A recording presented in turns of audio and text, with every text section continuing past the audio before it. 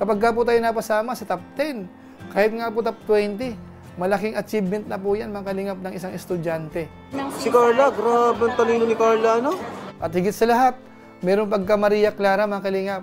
Yung tipong pinapahirapan po si Jomar mga kalingap.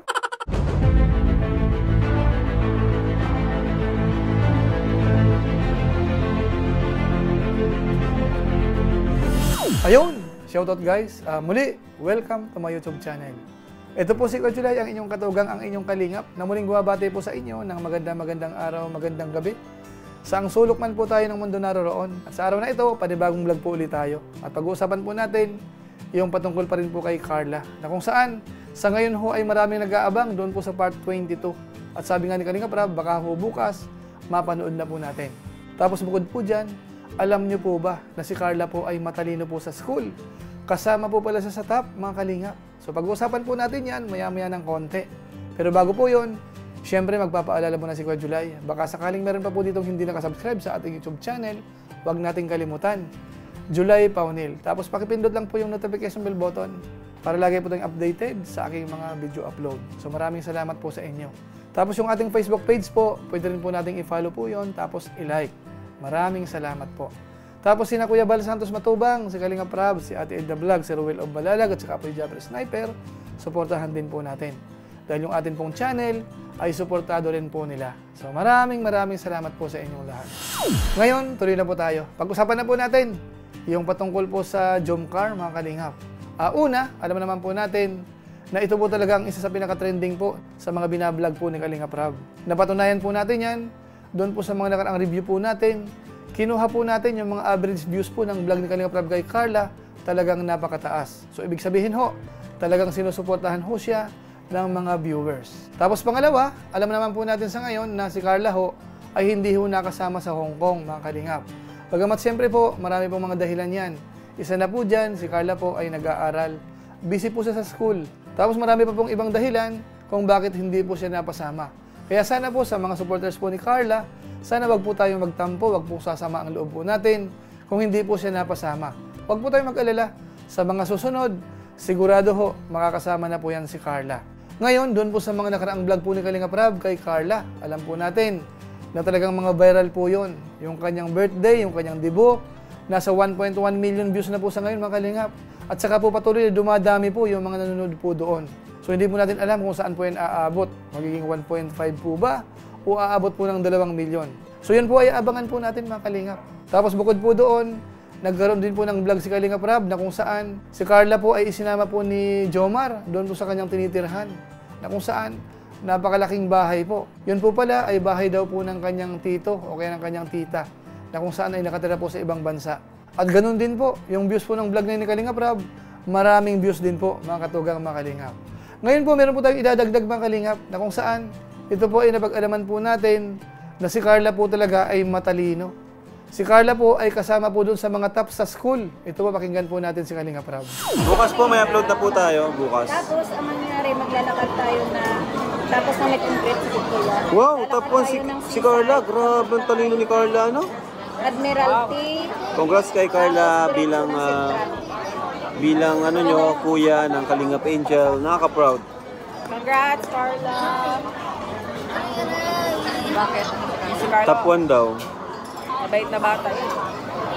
Top 1 sa school? Ay, sa section siguro nila.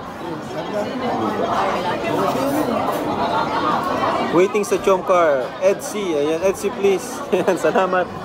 Lahat po yan ay susuportahan po natin. So yan po, mga Kalingap.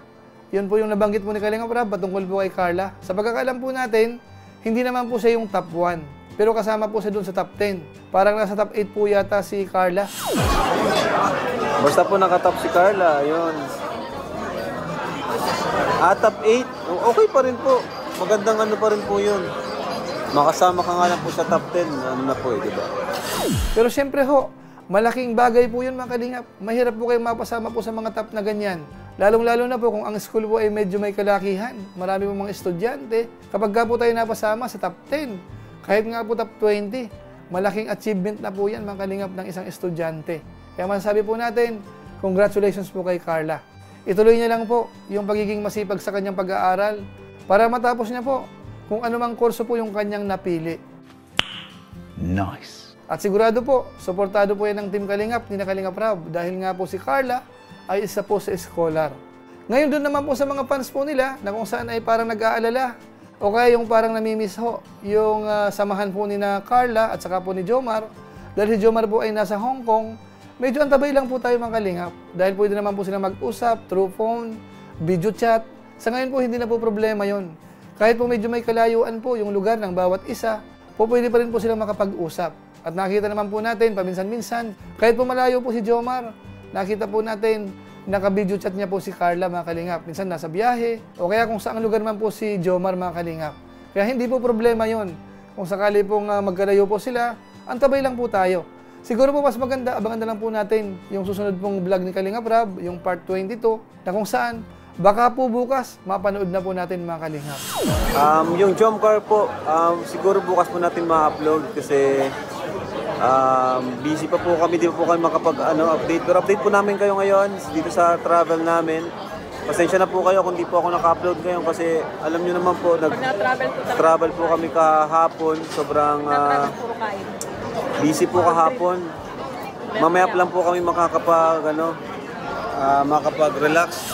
So siguro po, hanggang dito lang po muna ang ating maiksing reaction video na kung saan po sa ngayon, hina-highlight po natin yung pagiging matalino po ni Carla. At siguro naman po, karamihan sa atin, talagang alam po na may abilidad po si Carla. Dahil nga po nung debut niya, yung kanyang speech, marami pong humanga.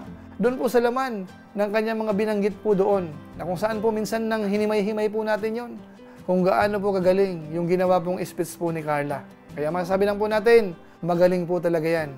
Deserving niya po na mag-viral, magkaroon ng maraming followers, maraming humahanga, maraming supporters, maraming sponsors.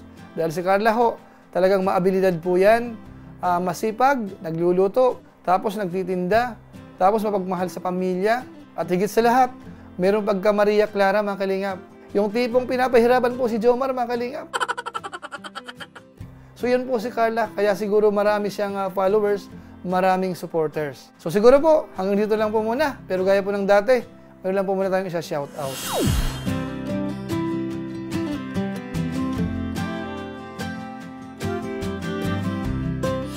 Tapos maraming salamat din po sa ating mga kasamaan sa COOS, Kalingap OFW Organic Sponsors, sa inyo pong patuloy na pagsuporta po sa mga pabahay program ni na Kuya Bal Santos Matubang at saka po ni Kalingap Rab.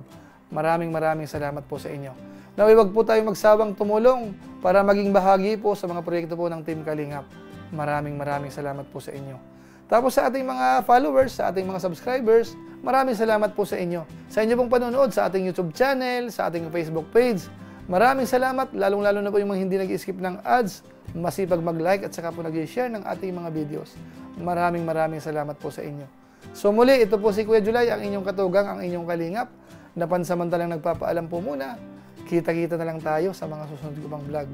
Maraming salamat sa inyong walang sawang pagsuporta po sa ating YouTube channel. Pagpalain nawa kayo ng Diyos. Mabuhay tayong lahat. God bless. Bye-bye!